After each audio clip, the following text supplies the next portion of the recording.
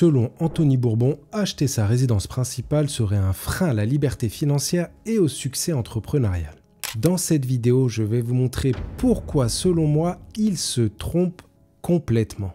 Bonjour à tous et bienvenue sur Garder la monnaie, la chaîne qui casse les idées reçues et vous aide à faire les meilleurs choix financiers. Alors oui, je sais ce que vous vous dites, j'ai peut-être un peu abusé sur le titre et la miniature, mais tu vas vite comprendre pourquoi. Je préfère mettre les choses au clair tout de suite, j'ai absolument rien du tout contre lui. C'est quelqu'un de très inspirant pour de nombreuses personnes avec un énorme parcours entrepreneurial, donc là-dessus, respect à lui. Donc voilà, ça c'est dit. Maintenant, dans cette vidéo, je réponds à un post LinkedIn qu'il a publié sur lequel je suis tombé récemment et avec lequel je suis complètement en désaccord, donc je ne pouvais pas ne pas répondre. D'ailleurs, il n'y a pas que lui qui pense ça, il y en a plein d'autres aussi, j'aurais pu prendre d'autres exemples, mais là c'était trop beau. Anthony Bourbon pense que devenir propriétaire de sa résidence principale, c'est un piège qui vous enferme financièrement. Selon moi, franchement, cette vision, elle est pas mal limitée. Acheter, ça vous empêche pas d'investir ailleurs ou de devenir libre. C'est même souvent un très bon premier pas pour se construire un patrimoine solide, se sécuriser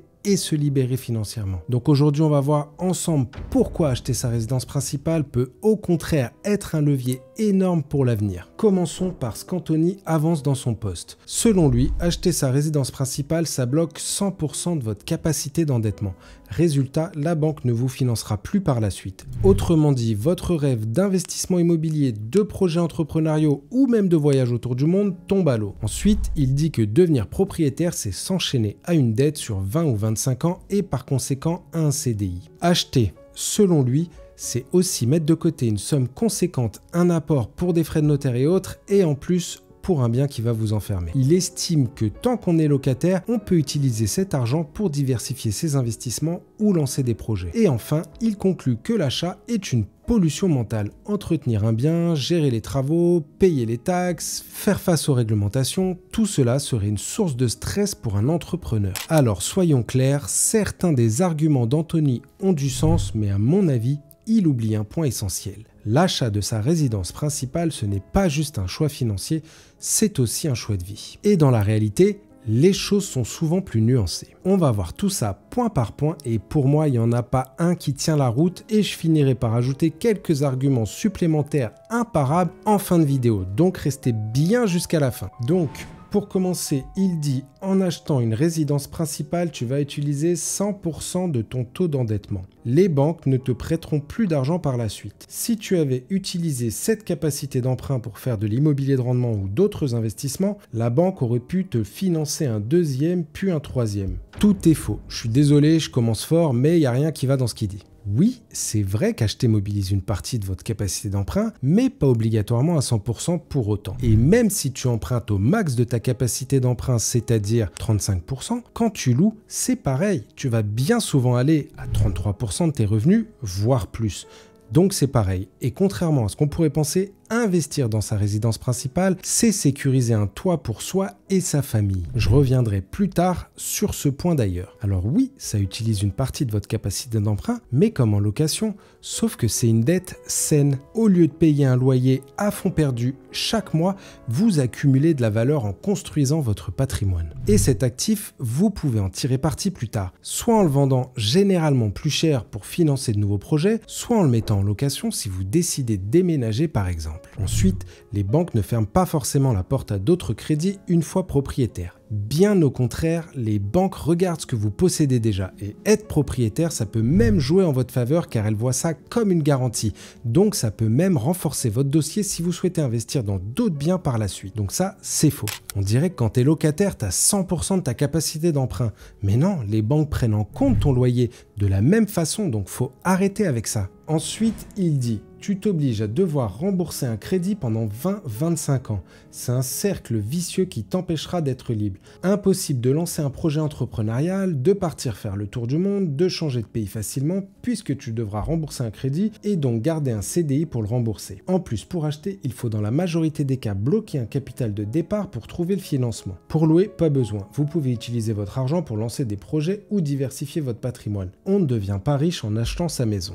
Déjà, il est tout à fait possible possible de rester libre en étant propriétaire. Être propriétaire, ça ne veut pas dire qu'on est prisonnier d'un CDI pendant 20 ou 25 ans. Rien n'est figé dans le marbre. Vous pouvez toujours revendre le bien à n'importe quel moment, solder votre crédit et partir sans dette. Ou bien le mettre en location si vous partez ailleurs, comme je disais. Comme ça, si vous revenez un jour, vous pourrez le récupérer avec un peu d'organisation et des délais à respecter, mais au moins vous n'avez pas à galérer à chercher une location, surtout si vous revenez d'un tour du monde et que vous n'avez plus de taf. En plus, avec les prix de l'immobilier qui montent en général, vous avez de fortes chances que la vente de votre bien vous permette de récupérer une plus-value significative. Et ce capital que vous aurez bâti en remboursant vos mensualités, il reste à vous, contrairement au loyer qui part dans la poche d'un autre propriétaire. Cet argent peut ensuite être réinvesti dans d'autres projets entrepreneuriaux ou même pour financer ce fameux tour du monde. Donc ça, c'est faux aussi. L'idée qu'on bloque son capital en devenant propriétaire est un peu simpliste. En réalité, l'achat d'une résidence principale constitue un levier financier puissant. Avec le temps, votre bien prend de la valeur et vous pouvez jouer avec cette valeur via des refinancements comme des prêts hypothécaires ou même en optant pour la location de certaines parties de votre logement. Une chambre, une colocation, Airbnb, etc.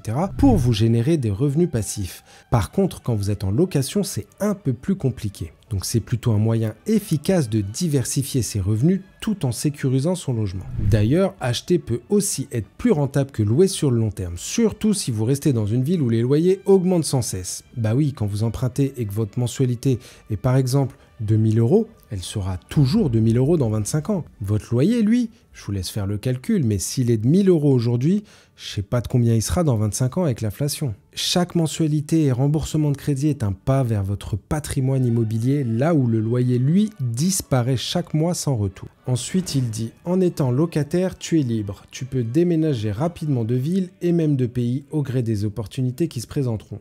Tu peux adapter ton loyer en fonction de tes envies du moment. Moins cher, moins grand, plus grand, c'est flexible. Tes goûts et tes attentes vont sûrement évoluer et au moins, tu ne seras pas coincé dans la même résidence à rembourser des frais de crédit et de notaire. » Bah oui, bien sûr, tout le monde gagne 10 000 € par mois et donc tout le monde peut se permettre de déménager quand bon lui semble et payer des frais d'agence et de caution en fonction de ses envies. Et il n'y a aucune garantie de trouver un logement à prix abordable dans le futur, surtout avec la hausse des prix de l'immobilier et la pression locative dans certaines grandes villes. Je pense que ça fait longtemps qu'il n'a pas cherché un logement avec un salaire moyen, je crois. Il a oublié la galère que c'est. Et quand vous êtes propriétaire, rien ne vous empêche de déménager. Effectivement, c'est moins rapide, ça va prendre quelques mois de plus. Et alors, à long terme, les loyers augmentent et vous perdez cette stabilité financière qu'un crédit immobilier vous aurait offerte, comme je le disais. Autre chose, être locataire, c'est rester dépendant de la volonté d'un propriétaire. Augmentation de loyer, travaux imprévus qui vous forcent à déménager, reprise personnelle, congé pour vente et hop, dehors. Et tu fais comment maintenant si ça t'arrive à un moment où t'es pas au top financièrement, que tu viens de changer de taf, que tu t'es séparé ou que tu es en période d'essai? Tout ça, ça peut être une source de stress qui annule complètement cette liberté théorique. Au moins, en étant propriétaire, vous avez la main sur votre logement. Vous pouvez choisir de le vendre et de partir vers de nouvelles aventures ou même de le mettre en location si vous déménagez. En fait, elle est là, la flexibilité. Et pour terminer, il dit, et surtout, élément clé pour les entrepreneurs, être propriétaire, c'est de la pollution mentale. Il y a toujours des problèmes à régler, des travaux imprévus à gérer, des impôts à payer, des fluctuations du marché, des nouvelles réglementations à respecter. Certes, il y a des obligations quand on est propriétaire, taxes, travaux, fluctuations du marché, mais c'est des responsabilités qui ne sont pas des obstacles, elles font partie du jeu et contrairement à la pollution mentale évoquée, cela peut même devenir une source de satisfaction et de contrôle sur votre bien. En investissant dans un bien immobilier, vous prenez en main votre futur et vous ne dépendez plus d'un propriétaire ou des aléas du marché locatif. Acheter sa résidence principale, ça n'a jamais empêché qui que ce soit de lancer une entreprise. Beaucoup d'entrepreneurs sont aussi propriétaires et avoir un bien à soi est même parfois un atout pour obtenir des financements ou comme garantie pour des prêts professionnels. Donc encore une fois, c'est faux. Et ensuite, j'aurais pu ajouter plein d'autres arguments comme par exemple le fait que quand tu achètes, tu as la possibilité de demander un report d'échéance de 3, 6, 12, voire 24 mois en cas de coup dur ou si tu te lances dans un nouveau projet et que tu as besoin de trésor. Tu dois demander à ton proprio de suspendre le loyer pendant 1 an? Non. On est d'accord. Tu peux aussi hypothéquer ton bien si besoin pour récupérer une partie de ton capital déjà remboursé si tu veux lancer un projet et que tu as besoin de fonds. Ensuite, la sécurité, j'avais dit que j'en parlerai plus tard. Quand tu empruntes pour un achat IMO, tu souscris une assurance qui te couvre en cas de gros pépin. Et dans le pire des cas, ce que je ne souhaite à personne, ton crédit est remboursé par l'assurance. Et si tu as une famille, elle est à l'abri dans ce cas. C'est pas la même quand tu es en location. Et ensuite, petit détail mais qui a toute son importance, tu peux faire ce que tu veux dedans en termes de déco. Il n'y a personne qui va te dire pas de trous dans les murs, pas de peinture ou de papier peint. Tu fais ce que tu veux. Tu as aussi la possibilité de sous-louer en étant proprio et rarement en étant locataire, j'en ai déjà parlé. Et ah oui, pour finir, quand tu as fini de payer ton crédit, t'es tranquille. Quand tu te manges un loyer toute ta vie, surtout à partir de la retraite, quand tes revenus diminuent, les loyers, eux, ils diminuent pas. Donc, quand tu achètes, tu es libre un jour. Quand tu loues, tu es prisonnier à vie, l'ami. Je pourrais vous donner encore d'autres exemples, mais la vidéo, elle va durer 2 heures. Donc, en résumé, acheter sa résidence principale, c'est une stratégie long terme. Bien sûr que c'est pas pour tout le monde et qu'il y a des situations où louer est une meilleure solution, mais il faut pas penser que l'achat est un frein à la liberté financière ou à la création de projets. Au contraire, ça peut être un tremplin qui vous permettra de construire une base solide, de gagner en stabilité et en liberté en vous libérant peu à peu des contraintes financières. Alors, plutôt achat ou location?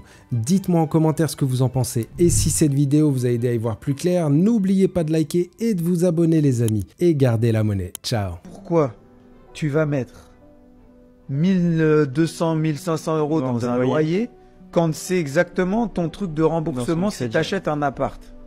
Dis quel est l'intérêt? Les 1500, tu les reverras jamais par mois.